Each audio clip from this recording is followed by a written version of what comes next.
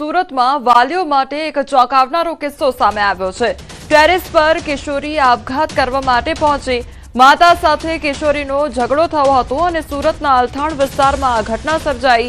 કિશોરીને માઠું લાગી આવતા કિશોરી આપઘાત કરવા માટે પહોંચી ગઈ।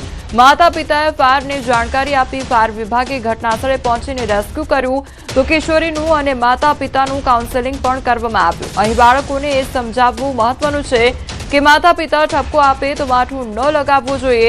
વાલીઓ આપના ભલા માટે જ સમજાવતા હોય છે। બાળકો કે કિશોરોએ આવું પગલું ક્યારેય ન ભરવું જોઈએ।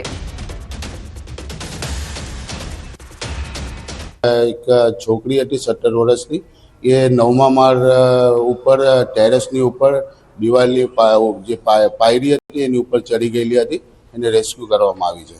ફાયર ઓફિસરો ઉપર લિફ્ટ દ્વારા બી પહોંચી ગયા હતા અને અમે ટીટીએલની મદદથી, વેસુની ટીટીએલની મદદથી અમે એમને રેસ્ક્યુ કરી અને